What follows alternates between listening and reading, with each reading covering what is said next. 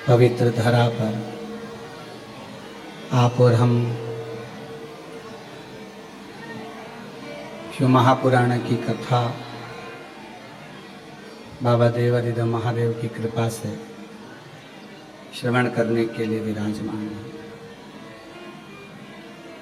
बड़ी करुणा, बड़ी कृपा कुबेर भंडारी की है, जो ये पवित्र कथा आप और हम भगवान शिव के इस पवित्र प्रांगण से ऑनलाइन श्रवण कर रहे हैं। आस्था चैनल के माध्यम से, फेसबुक, यूट्यूब के माध्यम से जितने भी श्रोता भाई बहन बाबा कुबेर भंडारी के इस पवित्र चरणों से ये पवित्र कथा को श्रवण कर रहे हैं और मंदिर प्रांगण में बैठकर, जहाँ कंकर शंकर की पूजन होती है, ऐसी पवित्र धरा पर बैठकर आप शिव महापुराण की कथा को श्रवण कर रहे हैं। जिस कामना से आप बाबा देवादिदेव महादेव की ये पवित्र कथा को श्रवण कर रहे हैं, बाबा कुबेर भंडारी आप सबकी मनोकामना पूर्ण करें, आपकी झोलियां खुशियों से भरें। भगवान शिव की ये पवित्र धरा जिस भावों से आप कथा को सुने, वो संपूर्ण भाव आपका शिव के चरणों में रहे।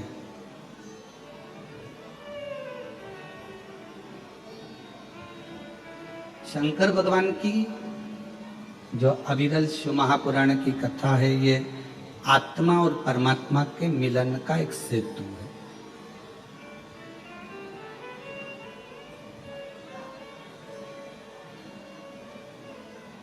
और एक सेतु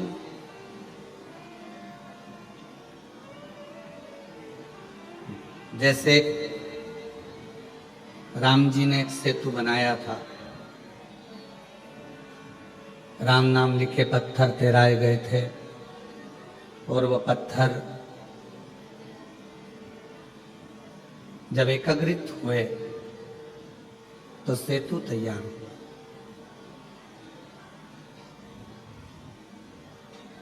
रावण और राम जी का आमना सामना वो सेतु ने कराया। उसी तरह शिव महापुराण की जो ये कथा है, ये एक सेतु है।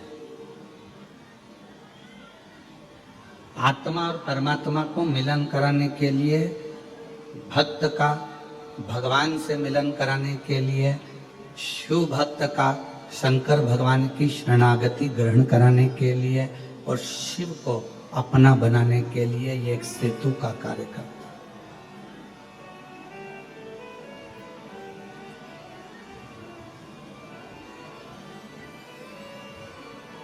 हम आपसे पूछें, मछली को जीवित रहने के लिए कुएं का जल, कुएं का पानी, बावड़ी का पानी, तालाब का पानी, समुद्र का पानी, सरोवर का पानी, खड्डे का पानी, बारिश का पानी, नाले का पानी,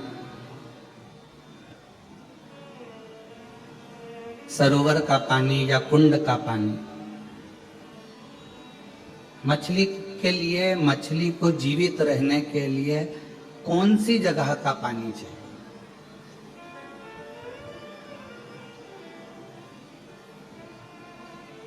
अगर कोई आपसे प्रश्न करे कि मछली के लिए कौन सा पानी चाहिए, कुएं का चाहिए कि बावड़ी का चाहिए कि तालाब का चाहिए कि सरोवर का चाहिए, समुद्र का चाहिए कि बारिश का चाहिए कि खड्डे का चाहिए, कहाँ का पानी चाहिए? तो आपका उत्तर रहेगा कि मछली के लिए कुआं, बावड़ी, तालाब या सरोवर जरूरी नहीं है, मछली के लिए पानी जरूरी है।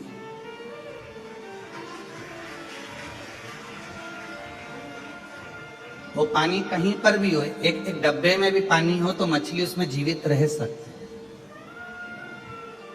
मछली के लिए ये जरूरी नहीं है कि कुआं होना जरूरी है, मछली के लिए बावड़ी होना जरूरी है, तालाब होना जरूरी है, समुद्र होना जरूरी, मछली के लिए पानी होना जरूरी है। अब जैसे मछली के लिए पानी का होना जरूरी है, उसी तरह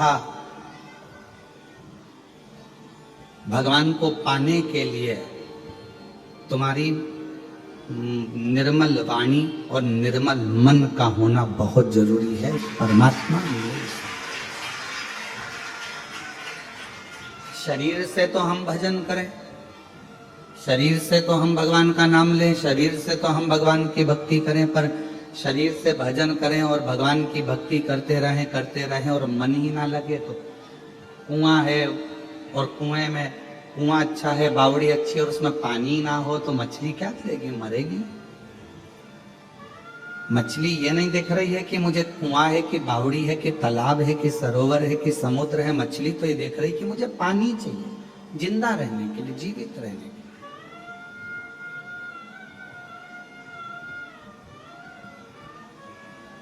उसी तरह परमात्मा ये नहीं देख रहा कि तुम्हारा शरीर कैसा,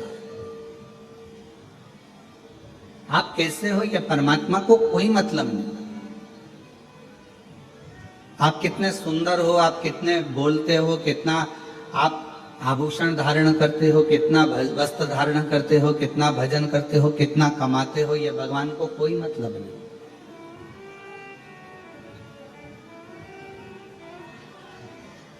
भगवान को तुम्हारे धन से, तुम्हारी पूंजी से, तुम्हारी संपदा से कोई मतलब नहीं।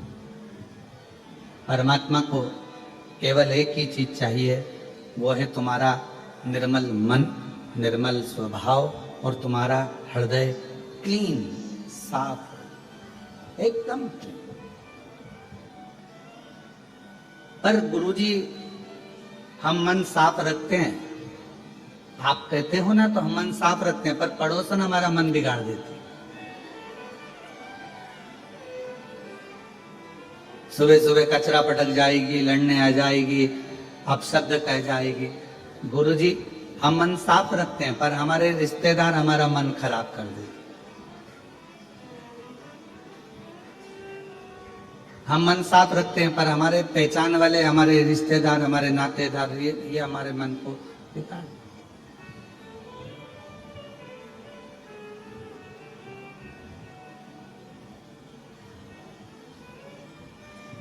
अब आप बताओ, हम मन को साफ रखने का प्रयास करते हैं पर मन बिगड़ जाता है और मन से फिर बद्दुआं निकलने लगती, गालियां निकलने लगती, अपशब्द निकलने लगता। बोलो सही है कि गलत है? और आप कहते हो कि मन साफ रखो, हम साफ रखते हैं पर वही तो खराब कर देते हैं।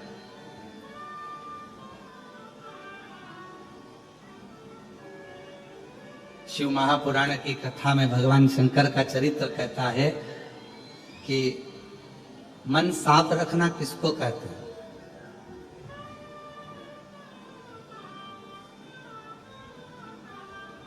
मन क्लीन किसको कहते हैं? मन का साफ रहना किसको कहते हैं? तो कहा, कभी अपने मुख से अहंकार के शब्द ना निकले तो समझ लेना कि तुम्हारा मन साफ है।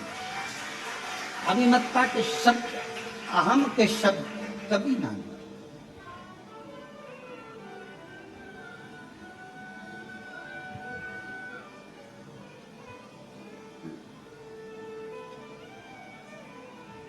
बहुत भजन करोगे, बहुत पूजन करोगे, बहुत भगवान की भक्ति करोगे तो हो सकता है कि तुम्हारे मुख से अभिमत्ता के शब्द थोड़े से निकल जाए।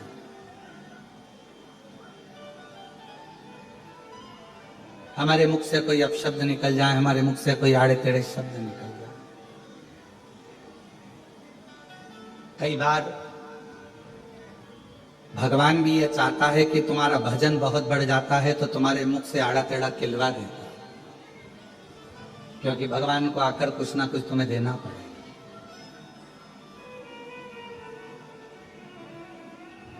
जिस दिन तुम्हारा व्रत हो,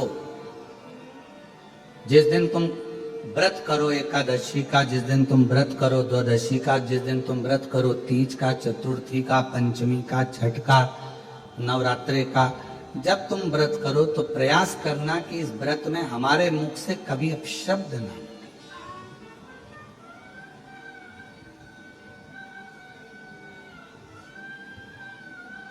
रावण ज्ञानी था, बहुत विद्वान था, बहुत अच्छी पटती भी थी भगवान शिव जी से उसकी, बहुत अच्छी बातचीत चलती थी उसकी।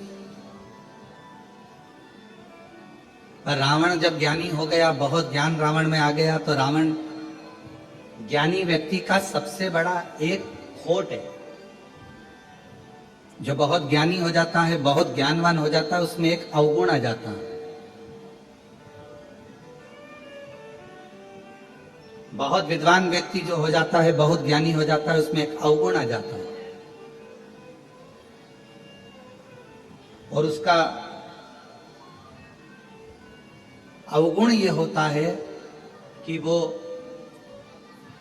अच्छी बात को छोड़ देता है। क्यों छोड़ता है? क्योंकि वो सोचता है कि मैं बहुत ज्ञानी हूं, मुझे तुमसे कोई ज्ञान नहीं लेना, मुझे तुम्हारी बातों का कोई मतलब नहीं है, मुझे तुमसे कोई चीज नहीं सीखना। उसके अंदर इतना ज्ञान हो जाता है। बहुत बुद्धिमान, बहुत विद्वान व्यक्ति से अच्छी बातें छूटती चली जाती है। इसलिए भगवान से कहना कि हमें बड़ा ज्ञानी मत बनाना। अज्ञानी बनकर हम बहुत कुछ दुनिया के लोगों से सीख सकते हैं, पर जब हम बहुत ज्ञानी बन जाते हैं तो किसी से कुछ सीख नहीं पाते हैं, कुछ नहीं सीख।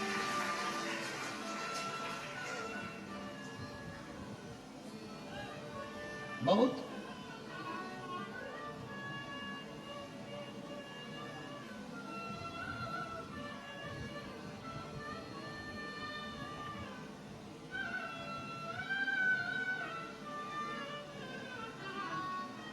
हम बहुत कुछ नहीं सीख पाते। क्यों? रावण का चरित्र कह रहा है, रावण बहुत विद्वान हो गया था, बहुत बुद्धिमान हो गया था, बहुत ज्ञानवानी हो गया था। भगवान शंकर उसको जो जो समझाते थे वो रावण समझता नहीं था, क्योंकि वो कहता था कि मुझ में इतनी बुद्धि है, मैं विद्वान हूं, मेरे 10 शीश है, मेरे में ज्यादा बल है, मेरी विद्वत्ता प्रबल है। एक बार तो रावण ने भगवान शंकर से कह दिया था, तुम्हारे 5 मुख है, मेरे 10 हैं, दुगना हूं तुमसे, मैं 10 बुद्धि से सोचता हूं। एक बार रावण ने ब्रह्मा जी से भी कह दिया था कि तुम्हारे मुख से ज्यादा मेरे मुख हैं। एक बार ब्रह्मा जी के सम्मुख में भगवान नारायण से लंकापति रावण ने कह दिया था कि मैं तुमसे प्रबल हूं, मेरे मुख ज्यादा हैं। सुनता नहीं था किसी की, किसी से कोई ज्ञान अर्जित नहीं करता था, स्वयं विद्वान रहता था। तो भगवान से प्रार्थना करो कि हमें इतना विद्वान मत बनाना कि हम दूसरे की बात सुनकर उसको धारण ही ना करें।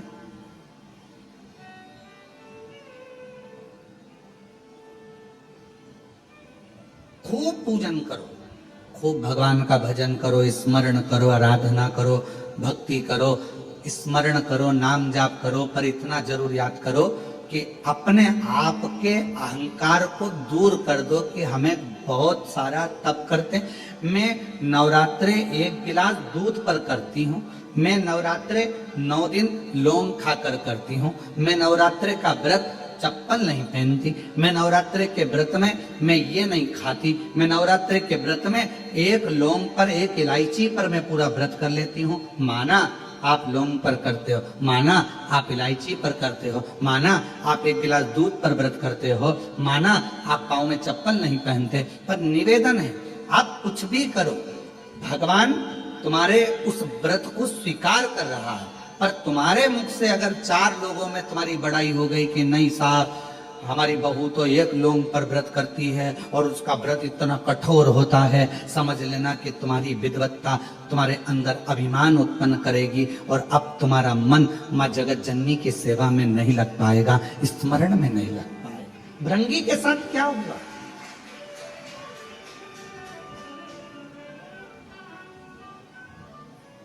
श्रृंगी के साथ क्या हुआ?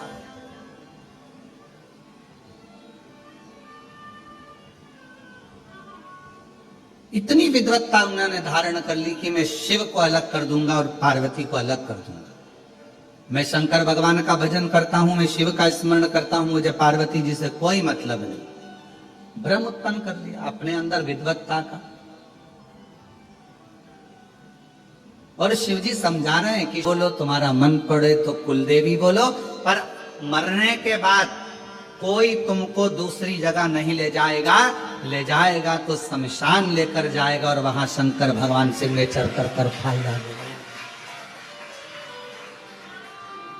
अंतिम सिग्नेचर उसी के होना। इसलिए निवेदन है ऑफिसर से पहचान बना कर रखो, सिग्नेचर काम आएंगे।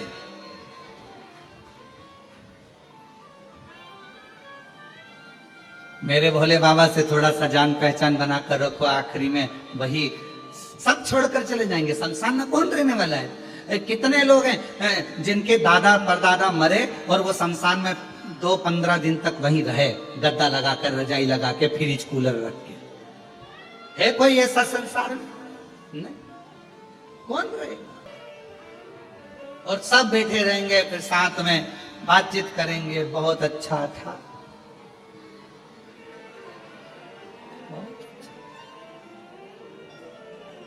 एक गिलास पानी भी नहीं मांगा,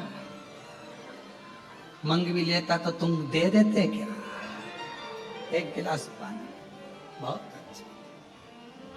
कौन है? कौन किसका साथी संसार में? सब छोड़कर चले जाएंगे, तब आखिरी में फाइल किसके हाथ में? बोलो बोलो जम के जरा, महादेव के हाथ में। कोई नहीं रहेगा।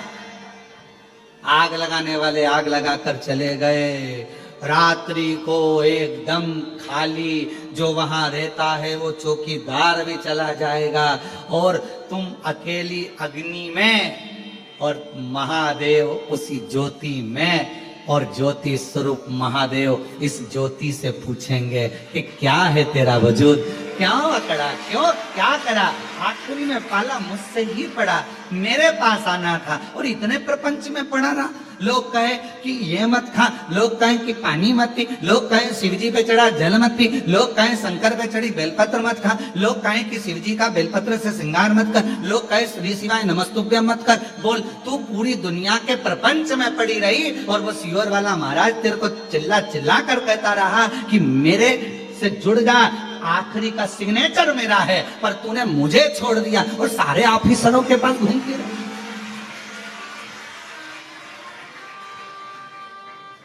कौन काम आया?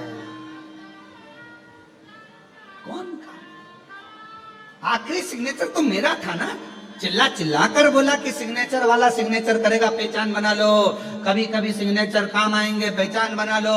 बहुत ध्यान रखो, बहुत ध्यान रखो, काम आएंगे सिग्नेचर, थोड़ा ध्यान रखो।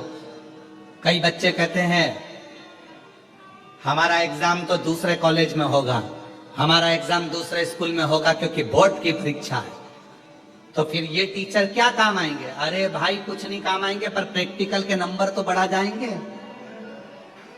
प्रैक्टिकल का नंबर तो यही टीचर देगा ना, अपना स्कूल का देगा ना। प्रैक्टिकल का टीचर जो अपना टीचर होगा वही तो प्रैक्टिकल का नंबर देगा। आपका एब्सेंट और हाजिरी का नंबर भी वही देगा। इसलिए निवेदन है, तुम भले दूसरे स्कूल में जाकर एग्जाम दोगे, बोर्ड की एग्जाम है, दूसरे स्कूल में जाओगे, दूसरे स्कूल में परीक्षा देने जाओगे, पर याद रखना प्रैक्टिकल का भी अगर 5 नंबर ज्यादा आ गया तो नंबर ज्यादा आने पर प्रतिशत बढ़ जाएगा, परसेंटेज बढ़ जाएगा और तेरा रिजल्ट अच्छा हो जाएगा। जरूरत तो पड़ेगी ना अपने टीचर। कौन आएगा उसमें? सिग्नेचर करने वाला वो महादेव। इसलिए शमशान मेरे शिव का स्थान, शंकर भगवान का निज घर। क्योंकि उनके ससुर ने कहा था, हे शिव मैं तुझे श्राप देता हूं कि तू शमशान में निवास करेगा। शंकर भगवान प्रसन्न हो गए, चलो अच्छा है, अपने को किसी के यहाँ नहीं जाना पड़ेगा, लोग अपने आ जाएंगे, बाद में आएंगे, पर आएंगे जरूर। आज नहीं तो कल आएंगे, पर आएंगे जरूर। और पैदल नहीं आएंगे तो बांध के लाएंगे, पर आएंगे जरूर। कैसे?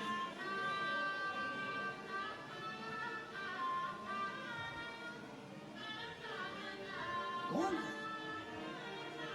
जब आपस में एक मिनट दूसरे के बिना नहीं रहे, बहन भाई एक दूसरे के बिना नहीं रहे, भाई भाई एक दूसरे के बिना नहीं रहे, रिश्तेदार रिश्तेदार के बिना नहीं रहे, और वहां एकदम छोड़कर ऐसे चले जाने, पूरी सब्जी खान बैठ के गप्पे लगा, और आखिरी के 10-12 दिन निकले ने गुलाब जामुन ने, दही बड़ा, कचौड़ी, इमरती सब।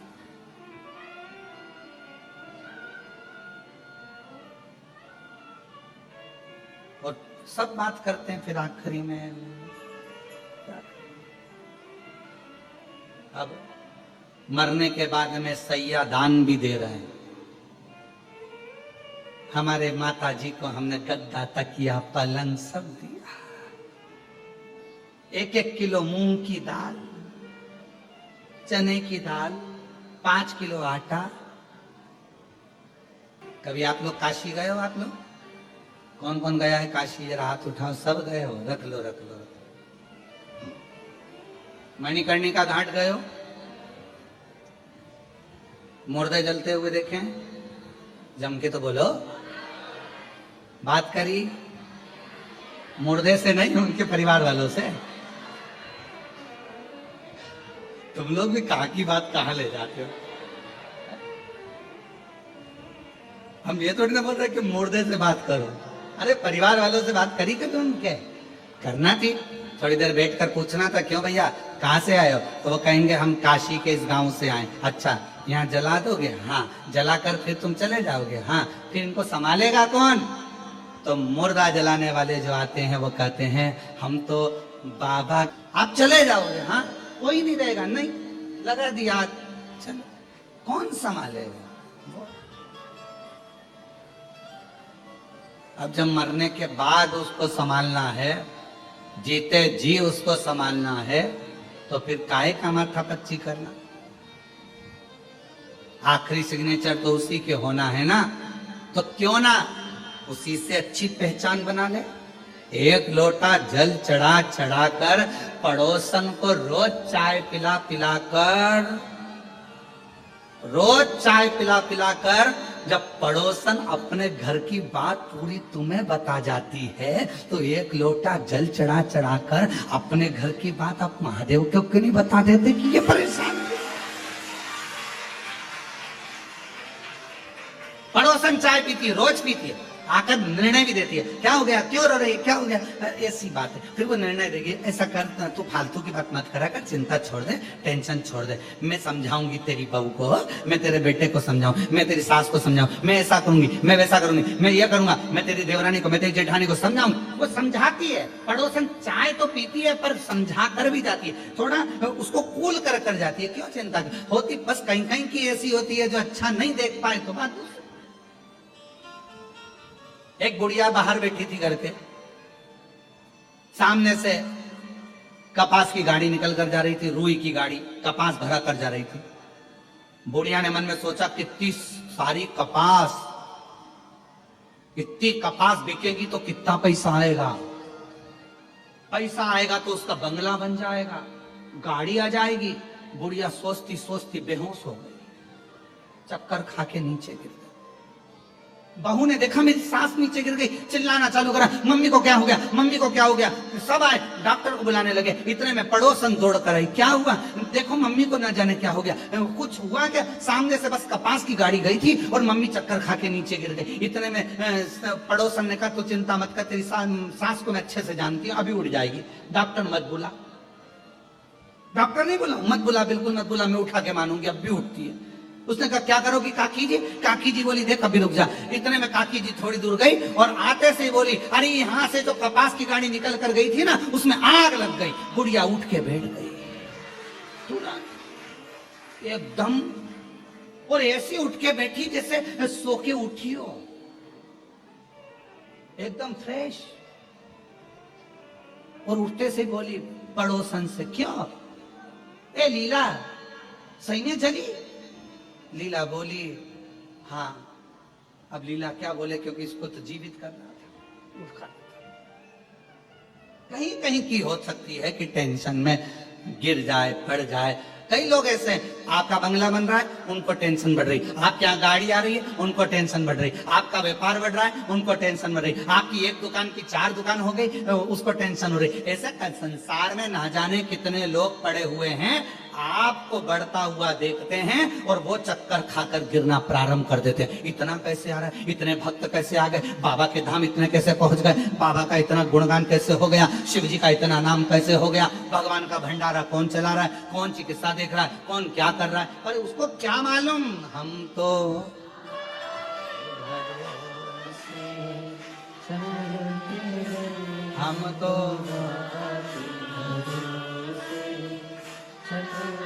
बस भीतर से ईर्षा रखते व्यक्ति एकदम दुर्बल हो जाता है और अंत में अपने प्राणों को त्याग देता है।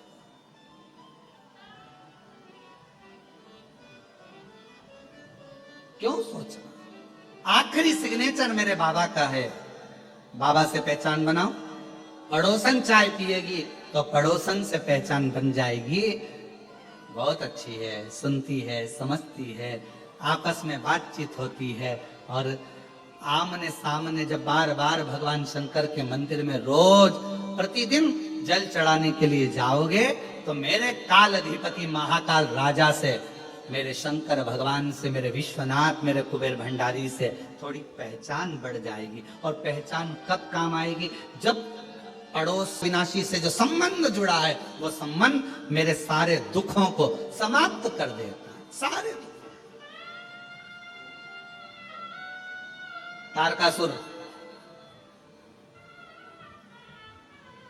के शब्द मां पार्वती के हृदय को लगते थे। तारकासुर के शब्द मां पार्वती के हृदय को लगते थे। तारकासुर कहता था शिव जी की शादी करे बिना मैं मरने वाला नहीं। क्यों? क्योंकि शंकर जी का विवाह होगा तभी तो उनका बच्चा होगा और बच्चा ही तो मेरे प्राण लेगा, मतलब मैं शादी करा के तो मानूंगा। भक्त था शिव का, सारे देवताओं से उसका विवाद था, सारे देवताओं से उसका द्वेष था, सारे देवता उससे युद्ध करते थे, सारे देवता उससे झगड़ते थे और शंकर भगवान का कोई विरोधी नहीं था। बड़ा तारकासुर तो जहां बैठता था और शंकर भगवान जब शाम के समय रोज प्रतिदिन, शिव जी का तो रोज का नियम है कि प्रतिदिन प्रदोष काल में शाम के समय शंकर भगवान भ्रमण पे निकलते पार्वती जी को नंदी पर बिठाकर। तो तारकासुर शिव जी की भक्ति कर कर इतना विद्वान हो गया था कि वो शंकर भगवान जब भी निकलते थे नंदी पर बैठकर, वो बैठ जाता था, उनको देखता रहता था, कुछ नहीं कहता था, केवल देखता था। और शंकर भगवान पार्वती के साथ नंदी पर बैठकर जाते थे तो तारकासुर पर उनकी दृष्टि पड़ जाती थी और तारका मुस्कुराकर हंसने लगता था। लोग कहते थे तारका के पास इतना बल कहां से आता, तारकासुर के पास इतना बल कहां से आता था? तो कहा तारकासुर के पास बल कहां से आता है, पूछा भगवान नारायण ने ब्रह्मा जी से, ब्रह्मा जी ने पूछा, तब भगवान ब्रह्मदेव ने इंद्र से कहा कि तारकासुर के पास एक जगह से बल आता है। रोज प्रदोष काल में शंकर भगवान पार्वती के साथ भ्रमण करने निकलते हैं, उस समय पर तारकासुर उनका दर्शन करने के लिए बैठ जाता है और वो अपनी दृष्टि दे देते हैं तो तारकासुर में बल उत्पन्न हो जाता है, बल आ जाता। क्यों?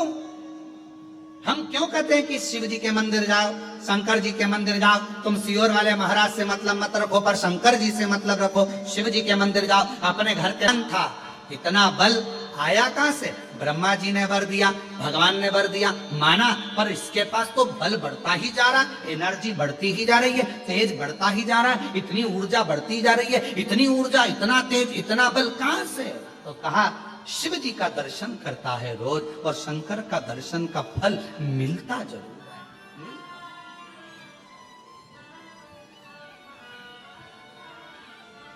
क्यों ना मिले? आप संबंध शिव से जोड़ रहे हो, शिव से। शिव महापुराण ने क्या करा?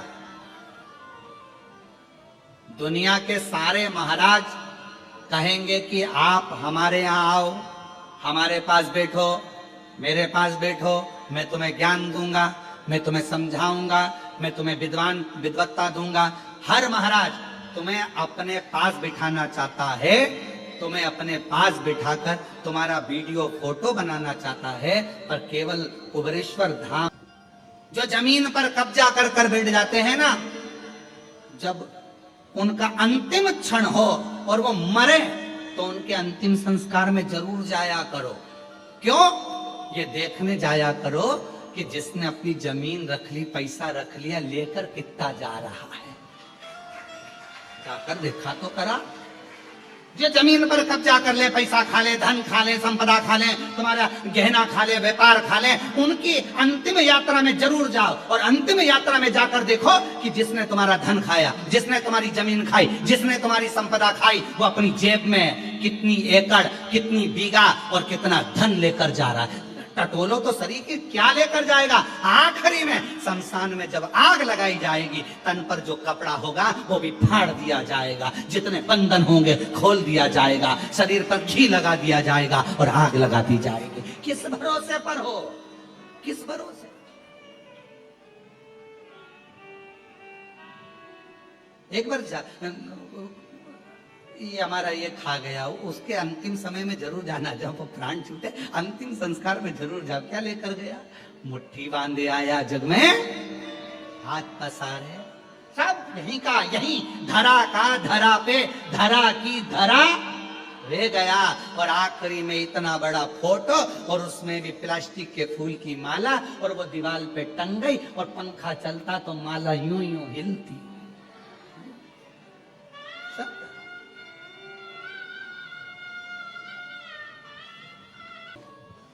अपनी भक्ति के बल को बढ़ाओ, अपने शिव विश्वास को, शंकर जी के को विश्वास को बढ़ाओ।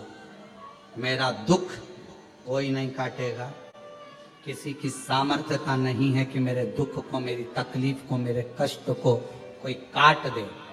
मेरे दुख को तो केवल एक ही काटेगा, और मेरा शंकर, मेरा बाप, मेरा पिता ही काटेगा, मेरा शिव। कोई दूसरा कोई। तारका बैठा था, भगवान देवाधिदेव महादेव मां पार्वती जी के साथ जा रहे थे, नंदी पर सवार होकर चले।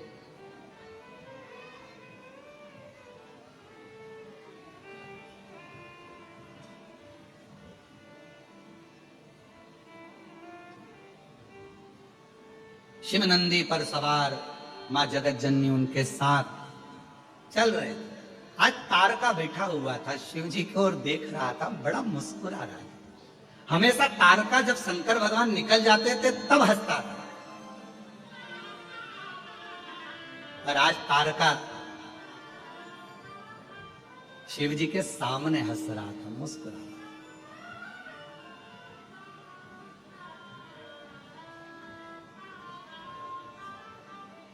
और हमने एक बात कही थी, आप लोगों को याद है क्या?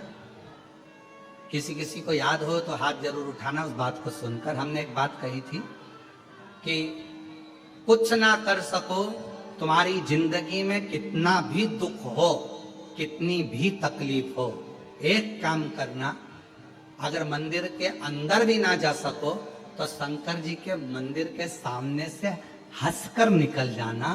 बोला था कि नहीं बोला था? हंसकर निकल जाना। क्यों?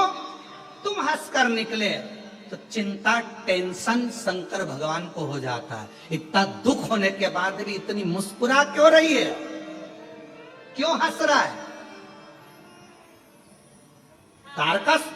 तारकस हमेशा शिव जी के निकलने के बाद हंसता था, मुस्कुराता था। आज तारका, शिव जी निकल कर जा रहे हैं और तारका मुस्कुरा रहा। तो शंकर भगवान देखते से नंदी से बोले, रुक, थामा, रुक, रुक, अरे रुक।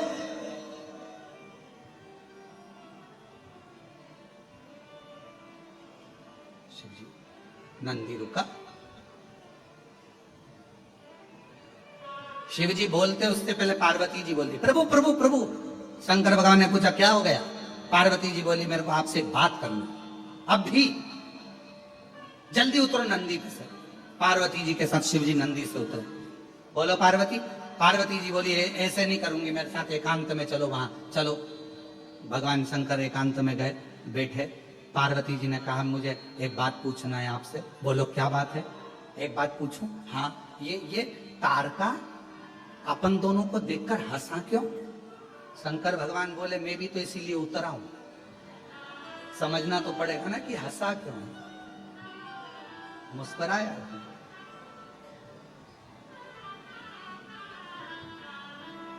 और ले गई रे हमारो चित चोर, ओ भोले तेरी मुस्कानिया। ले गई रे हमारो चित चोर, ओ भोले तेरी मुस्कानिया। अब मैं भी तो वही पूछ रहा हूं कि आखिर इस मुस्कुराहट में क्या है, क्या इतनी प्रसन्नता में?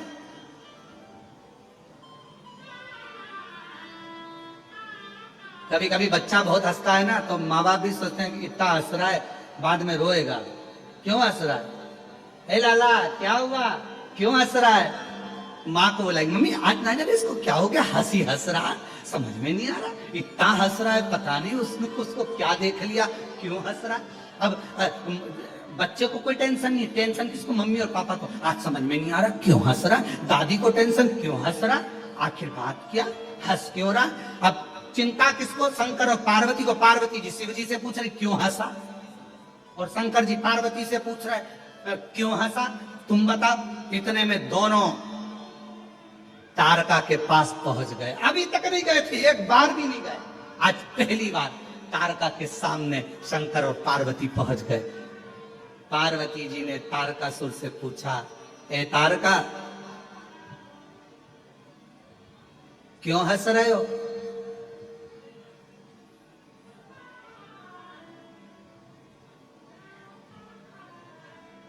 तारका बोले बस मेरे को हंसी आ रही है, बस और कुछ नहीं। नहीं बताना तो पड़ेगा कि क्यों हंस रहे हो।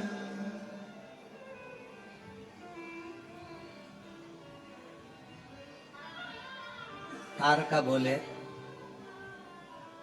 एक तुम्हारे आगे बैठी है नंदी पर चलने के लिए, और एक तुम्हारे सिर पे बैठी है गंगा।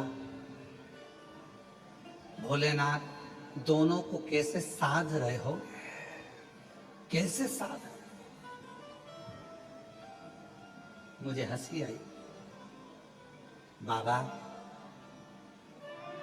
मेरे हंसने का केवल एक कारण है, एक। बाबा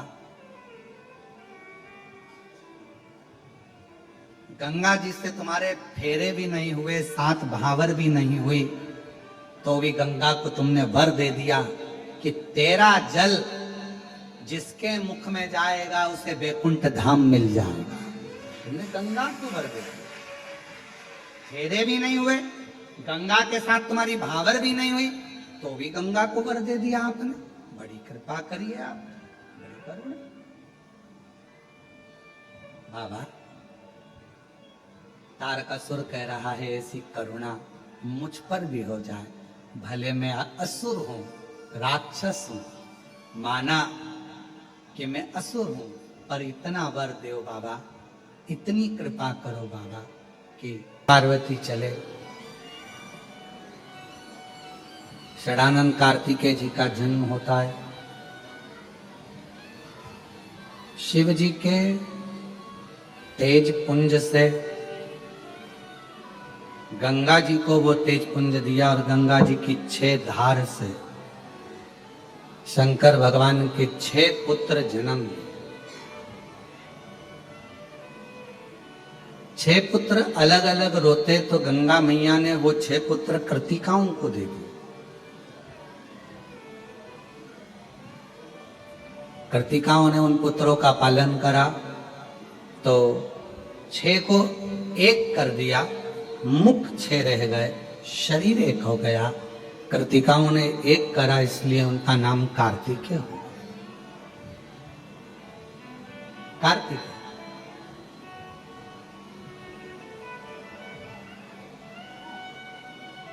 षडानंद कार्तिकेय जी महाराज का शिव महापुराण वर्णन करती है, किसी भी छठ के दिन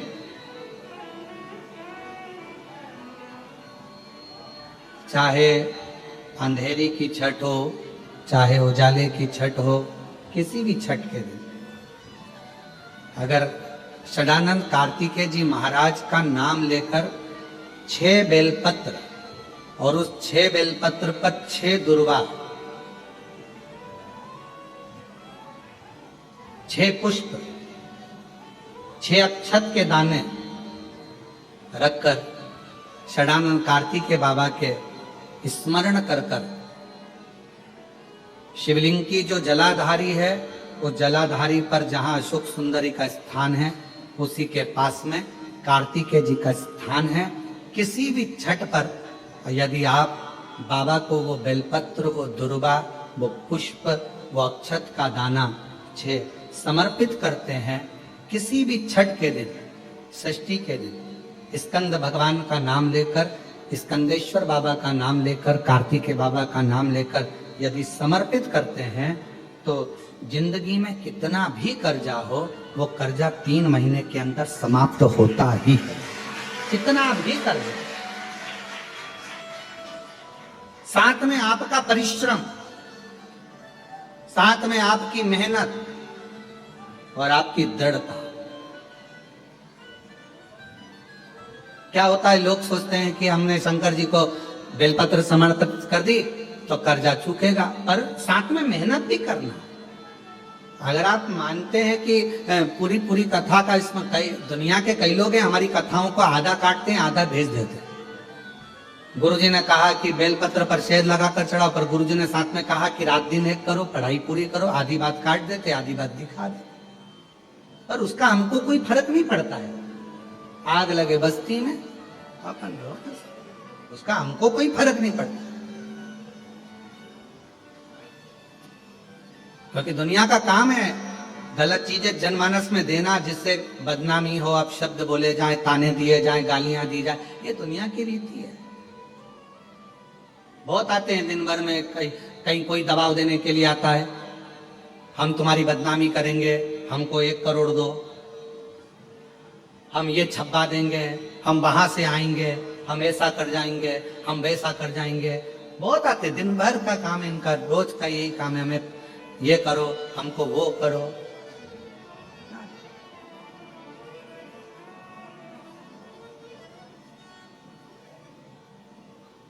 शिव तत्व है, दबाव देने वाले ढेर मिलेंगे, अपशब्द कहने वाले ढेर मिलेंगे, ताना देने वाले ढेर मिलेंगे, पर आप अपनी पूर्ण ऊर्जा के साथ में शिव महापुराण की कथा करती है। 6 बेलपत्र, 6 पुष्प, 6 दुर्वा, 6 चावल के दाने और साथ में अपना परिश्रम पूर्ण करो। छठ के दिन स्कंद भगवान का नाम लेकर, स्कंदेश्वर का नाम लेकर भगवान शंकर के जलाधारी पर समर्पित करो, शिव जी से प्रार्थना करो और अपनी मेहनत को 4 चांद लगाओ, कर्जा चूकेगा जरूर, समाप्त जरूर। कर्जा 20 से अधिक डॉक्टरों को दिखाया, सभी ने कह दिया इनको घर ले जाओ, ये केवल 8 से 10 दिन के मेहमान हैं, इनको घर ले जाओ, ये केवल 8 से 10 दिन रहेंगे। गुरुदेव, तब मेरी बड़ी बहन श्रीमती संतोष सक्सेना हमें सीहोर बाबा के धाम कुबेरेश्वर धाम लेकर आ गई। रुद्राक्ष दिलवाया, कहा इसका जल रोज पिलाओ। मैं रोज 1 लोटा जल मंदिर पर चढ़ा जाती और उसको लेकर आकर अपने पति को पिला देती। गुरुदेव, फरवरी, मार्च, अप्रैल 3 महीने हम बाबा का रुद्राक्ष का जल देते रहे। डॉक्टर ने तो कह दिया था कि 8 से 10 दिन में चले जाएगा, पूरा लीवर सड़ चुका है, इसको घर ले जाओ, कोई इलाज नहीं। हम उसको घर ले आए, पर 3 महीने, क्योंकि कहते हैं कि कुबेरेश्वर धाम आने वाले की झोली बाबा 3 महीने में भर देता है। हमने भी फरवरी, मार्च, अप्रैल 3 महीने रुद्राक्ष का जल दिया, बाबा के भरोसे चले। और आज जिन डॉक्टर ने कहा था कि लीवर पूरा डैमेज हो चुका है, हम फिर 3 महीने के बाद उनके पास जांच कराने को चले गए तो डॉक्टर ने जांच कर पता कर बताया कि इनके लीवर काम करना प्रारंभ कर दिया है, अब पूर्ण तरह से ठीक हो गया है। गुरुदेव, हम बाबा को धन्यवाद देने आए हैं। आज डॉक्टर भी हैरान है। रोज थोड़ा सा गेहूं लाती हो कहीं से, रोटी बनाकर खा लेती हो। मेरी सास सीहोर वाले पंडित जी मिश्रा जी को सुनती है, सीहोर तो काला पीपल के पास है, मां तू जाया कर। गुरुदेव, मेरी बेटी ने कहा तो मैं आपको जानती नहीं थी गुरुदेव। तब मैं पहली बार मोबाइल पर देखकर कुबेरेश्वर धाम आई और बाबा का जल चढ़ाया। गुरुदेव, मेरे 5 किलो गेहूं लाने के लिए भी धन नहीं था कि 5 किलो गेहूं में लेकर आ सकूं, मेरी सामर्थ्यता नहीं। पर जब से मेरे बाबा के धाम पर आती हूं, आज मैं 5 कुंटल गेहूं की रोटियां बनाकर दूसरे को खिलाने की सामर्थ्यता रखती हूं। गुरुदेव, आज मैं 5 कुंटल आटा का भी लाकर लोगों को भोजन कराने की सामर्थ्यता रखती हूं। गुरुदेव, 10 साल से मुझे खांसी की बीमारी थी, कुछ था तो सरी नहीं तो इलाज करवा नहीं सकती थी, तो 10 साल से खांसी ही खांसी चलती थी। डॉक्टर ने तो बहुत कुछ कह दिया था, पर बाबा के धाम पर आकर झाड़ू लगा देती, उसी की मिट्टी को अपने गले पर लगा लेती और आज बाबा की कृपा से खांसी की बीमारी मेरी पूर्ण ठीक हो। मैं शिव को नमन करता हूं। गुरुदेव, मेरी बेटी बहुत मानती है, शिव का स्मरण करती। आप क्या लेकर आए यहां? बाबा ने क्या मंगवाया आपसे? कुछ नहीं। कुबेरेश्वर धाम से कभी किसी के घर पर फोन गया कि आप पैसे दीजिए? जम के तो बोलो। कुबेरेश्वर धाम से कभी किसी के पास फोन गया कि चावल लेकर आना? कुबेरेश्वर धाम से कभी किसी के पास फोन गया कि गेहूं लेकर आना? कुबेरेश्वर धाम से कभी किसी के पास फोन गया कि घी लेकर आना? कुबेरेश्वर धाम से कभी किसी के दरवाजे पर जाकर ना तो कुबेरेश्वर धाम की रसीद आपके दरवाजे पर जाकर काटी जाती है, ना हमारी इस विठले सेवा समिति से, ना हमारे द्वारा किसी के दरवाजे पर भेजकर कोई पैसा मांगा जाता है। बाबा तुम्हारी झोली जब भंडार भर गए, तुम्हारा दिल कर जाए, तब गौ माता के लिए दो, तब भंडारे में दो, तब निर्माण के लिए दो। बाकी तुम्हारे पास ड्यूटी उधमपुर जम्मू कश्मीर में है और मैं भी उनके साथ वहीं जम्मू कश्मीर में रहती हूँ। गुरुजी, एक दिन अचानक से मेरा बेटा 9 साल का है और वो 9 साल का बेटा जो अगस्त 2024 में उसकी तबीयत इतनी खराब हो गई कि उसे हर 6 घंटे में बुखार आता रहा था, सिर दर्द करता।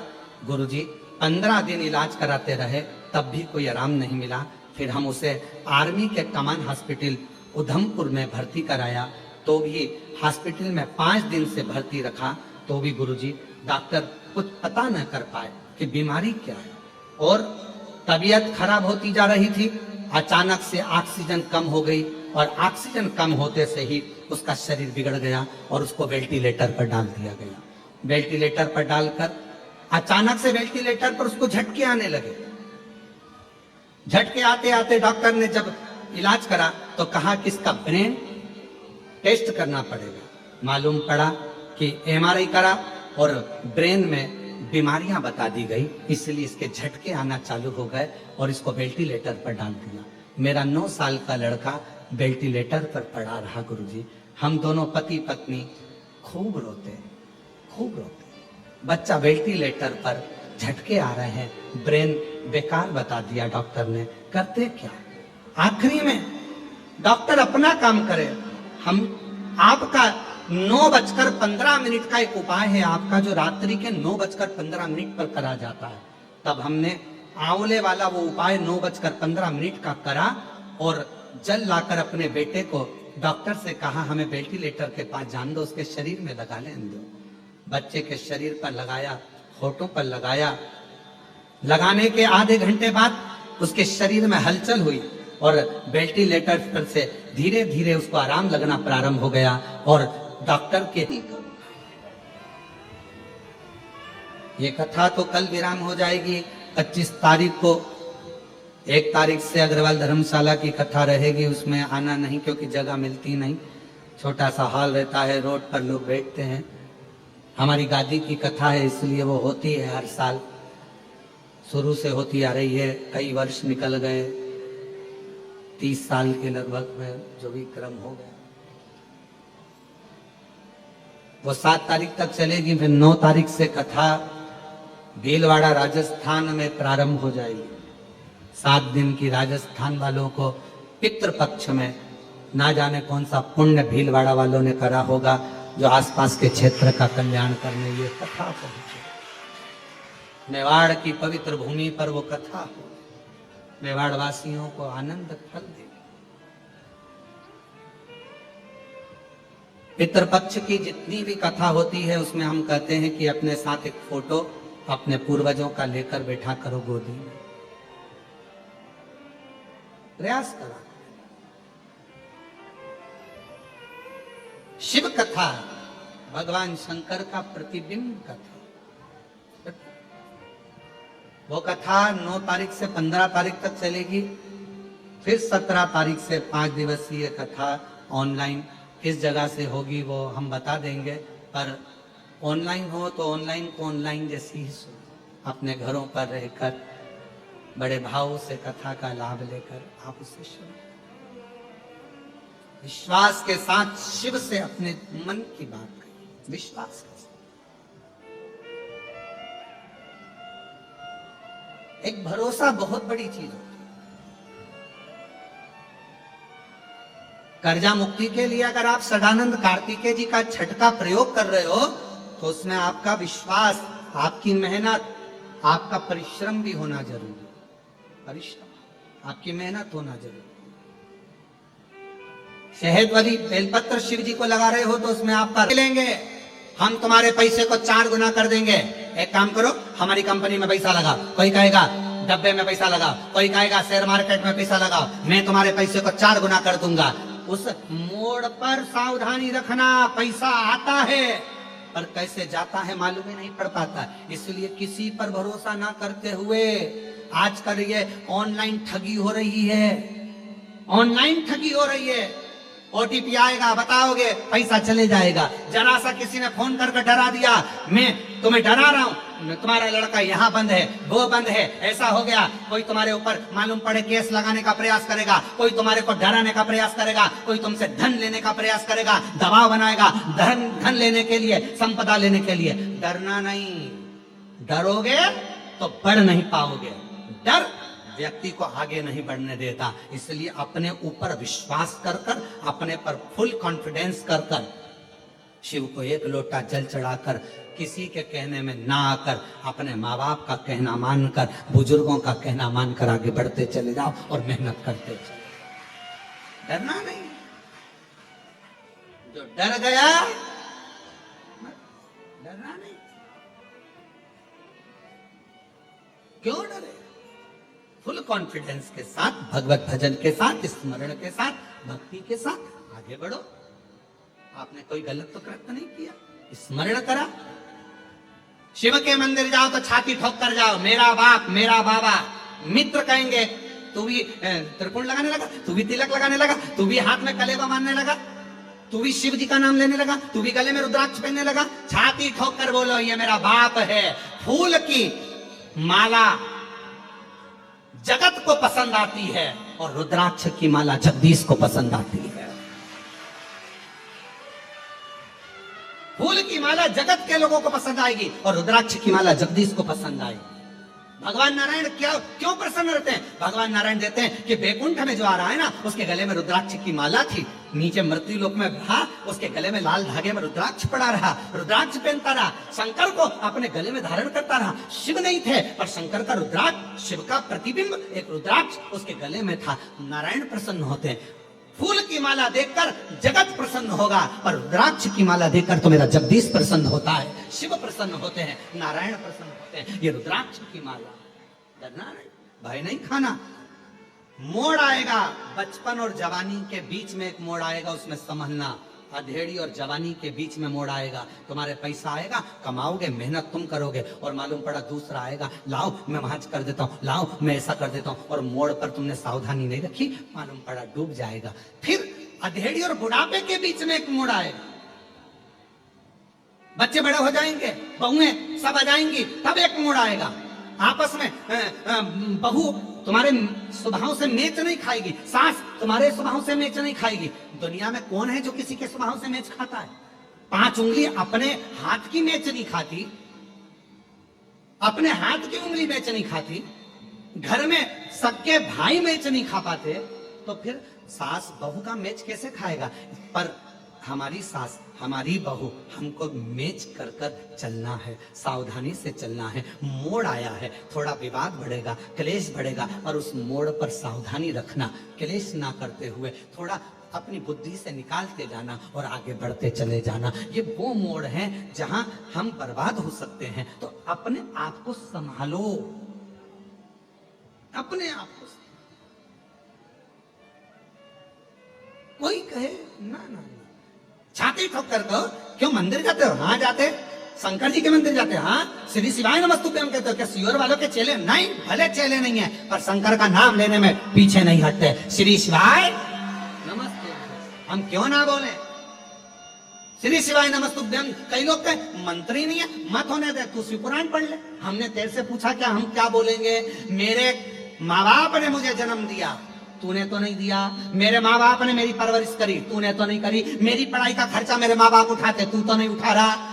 मेरा खाना पीना मेरा पति और मेरे माँ बाप करते, तू तो नहीं देता। तो फिर मैं तुझसे क्यों पूछूं कि मैं श्री शिवाय नमस्तुभ्यम जपूं कि नहीं जपूं? मेरी मर्जी, मेरा मन, मेरा मन। मेरा घर तू चला रहा है क्या? मुझे तू पढ़ा रहा है क्या? मेरे घर का खर्चा तू उठा रहा है क्या? मेरा कपड़ा तू दिला रहा है क्या? मेरे हाथ की घड़ी तू दिला रहा है क्या? तू मेरा खर्चा उठाना चालू कर। एप्पल का मोबाइल दिला, हैंडसेट दिला, मैं श्री शिवाय नमस्तुभ्यम नहीं बोलूंगा, तेरा नाम बोलने लगूंगा, उसमें कोई सी दिक्कत वाली बात है? मेरे घर का खर्चा तू उठा ले। जब मेरे घर का खर्चा मेरा महाकाल उठा रहा है तो श्री शिवाय नमस्तुभ्यम बोलूंगा। कर ले जो मेरा मन, मेरा शिव। तू तो खर्चा नहीं उठा रहा, मेरे माँ बाप ने उठाया। मेरे पढ़ाई का खर्चा, मेरी मम्मी मुझे गोदी में लेके बैठी रही, मुझे टीका लगा, इंजेक्शन, मेरी माँ रात भर नहीं सोई, मेरे पापा नहीं सोए। मेरा खर्चा मेरे माँ बाप उठाए, पढ़ाई का खर्चा माँ बाप उठाए। और सुनू तेरी कि ये मत बोलो, वो मत बोलो, ऐसे पानी मत पियो, वैसे पानी मत पियो, मंदिर मत जाओ, बेलपत्र मत खाओ, ये मत करो, वो मत करो। मेरा मन, मैं अपनी खुशी से जिंदगी जीता हूं, किसी के अधीन होकर नहीं जीता। इसलिए श्री शिवाय मेरा मन। भगवत भजन में पीछे नहीं। रुद्राक्ष पहनो तो शान सत्ता से पहनो, मेरा रुद्राक्ष, मेरा शिव, मेरे करीब में शंख। माता पिता कितना बल देते हैं। आपने थॉमस की कथा सुनी है? थॉमस की कथा सुनी है आपने? थॉमस, एक बालक था थॉमस, स्कूल में पढ़ता था, छोटा सा था। स्कूल के टीचर ने उसको बुलाया, एक पत्र पकड़ा कर दे दिया कि ये तुम्हारे घर पर दे देना माँ बाप को। थॉमस पत्र लेकर अपने घर चले गया, मम्मी को कहा, माँ ये पत्र टीचर ने दिया। टीचर, माँ ने कहा, ला मुझे दे पत्र। पत्र को माँ ने पढ़ा, अपने बच्चे को गले लगाया। गले लगाकर माँ बोली, बेटा थॉमस। हाँ माँ। जी माँ। माँ, पत्र में टीचर ने क्या लिखा है? माँ बोली, बेटा टीचर ने लिख के दिया है, तुम्हारा बच्चा पढ़ने में बहुत होशियार है, बहुत विद्वान है। कोई बड़ा स्कूल देखो, अच्छा स्कूल देखो, उसमें इस बच्चे का एडमिशन कराओ और इस बच्चे को पढ़ाओ। हमारा स्कूल इतने विद्वान बच्चे के लिए नहीं हो सकता। ठीक है, बच्चे को माँ ने खुद घर में पढ़ाया, खुद पढ़ाया। स्कूल बच्चे को माँ ने घर में पढ़ाया। बच्चा इतना विद्वान हो गया, इतना विद्वान हो गया, इतना विद्वान हो गया, जिस थॉमस ने तुम्हारे घर में जो बल्ब लगता है ना, उस बल्ब का आविष्कार कर लिया।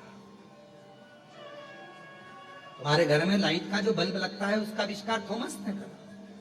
थॉमस ने इतनी विद्वत्ता रखी कि उस बल्ब का आविष्कार थॉमस ने कर लिया।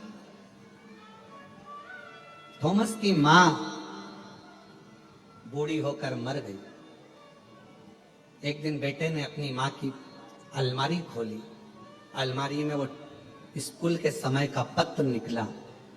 पत्र को बच्चे ने पढ़ा तो उस पत्र में लिखा था कि तुम्हारा बच्चा मंद बुद्धि है।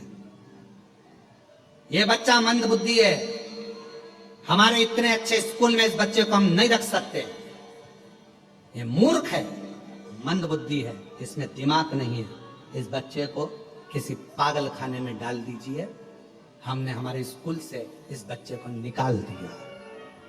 थॉमस ने जब पत्र पढ़ा, पत्र पढ़कर थॉमस की आंख से आंसू बहने लगे कि मेरे जैसे मंद बुद्धि को भी मेरी माँ ने कभी नहीं बताया कि मंद बुद्धि है, और मुझे पढ़ाती रही पढ़ाती रही पढ़ाती रही, और आज मुझे आविष्कारी बना दिया।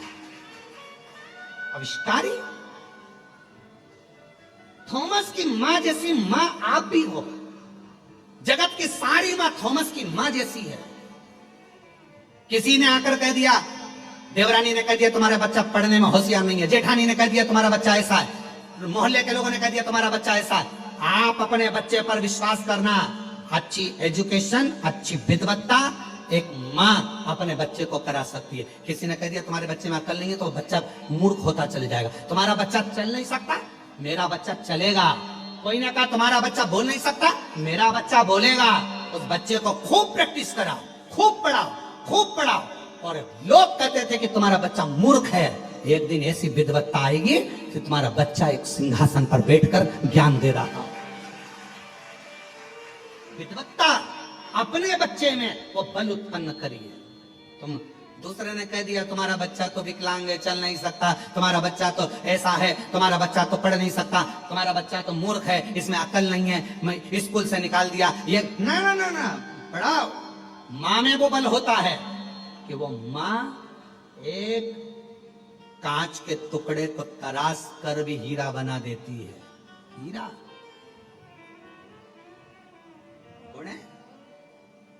मां में। कोई कह दिया तुम्हारे बच्चे में अकल नहीं, वो मूर्ख है, मंद बुद्धि है, ये चलेगा। हमारे पास कई लोग आते हैं, कई लोग व्यासपीठ पर आते हैं, उनके पास मां बच्चे थॉमस को पढ़ाने लगी। इतना पढ़ाया कि उस थॉमस ने बल्ब का आविष्कार कर दिया। इतना पढ़ा। तुम में बल है, कोई दूसरा नहीं करेगा। हमने उन महाराज जी ने हमारी पत्रिका देख ली, कह दिया इसके तो भाग्य में कुछ नहीं लिखा, तो तुमने मान लिया भाग्य में नहीं लिखा। किसी ने कह दिया तुम्हारा घर की सीढ़ी बेकार है, तुमने मान लिया सीढ़ी बेकार है। किसी ने कह दिया तुम्हारे हाथ की रेखा बेकार है, तुमने मान लिया हाथ की रेखा बेकार है।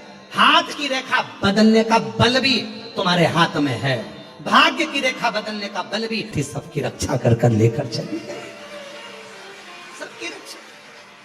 यमराज सावित्री के पति को सत्यवान को लेकर जा रहा है। मां सावित्री के पति को सत्यवान को यमराज लेकर जा रहा है। कौन छुड़ा रहा है?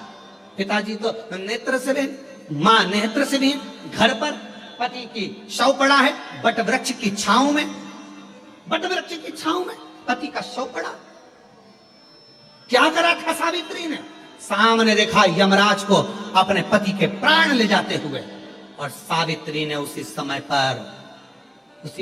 पर अपनी साड़ी का पल्लू का थोड़ा सा चीर, कहते हैं आपने कथा सुनी होगी कि द्रौपदी ने अपना चीर फाड़ा था, भगवान के हाथ में बांधा था, और 9,999 धागे शंकर भगवान कृष्ण ने चीर के रूप में द्रौपदी का चीर बढ़ा दिया था। चीर का कितना महत्व है, कितना महत्व।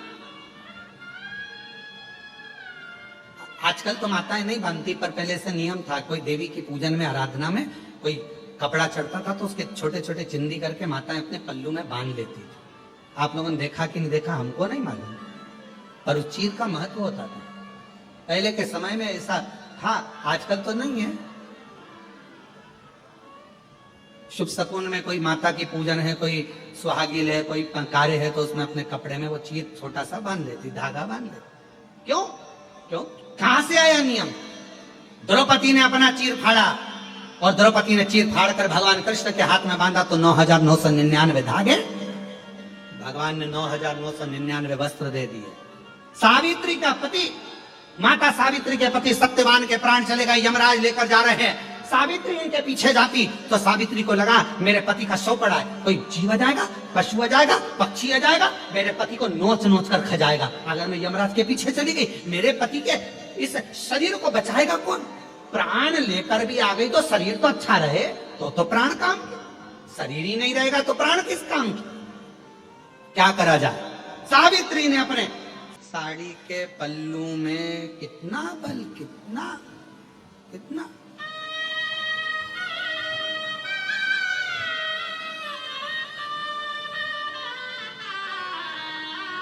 सिर पर, जिस नारी के सिर पर पल्लू होता है, किसी पुरुष की हिम्मत नहीं हो सकती कि वो घूर कर देख ले या गलत दृष्टि से देख ले।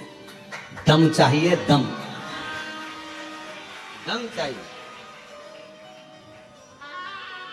घूर कर देख, दम चाहिए। सिर का पल्लू इतनी महत्वता रखता है। सौभाग्यवती नारी, पतिव्रता धर्म का पालन करने वाली नारी के चीर में, वस्त्र में, उसके आभूषण में, उसकी नयनों में वो तेज होता है कि किसी की सामर्थ्यता नहीं होती कि उससे भिड़ जाए। तेज।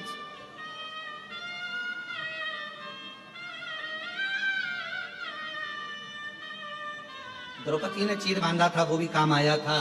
सावित्री ने चीर पति के ऊपर डालकर चली गई यमराज के पीछे। हे यमराज, छोड़ मेरे पति को। यमराज कहता है उसका अंतिम संस्कार कर दे, वो कोई खा जाएगा, पशु पक्षी खा जाएगा, बेकार हो जाएगा, जा। सावित्री कहती है कुछ नहीं होने वाला, कुछ भी नहीं, कवच देकर आई।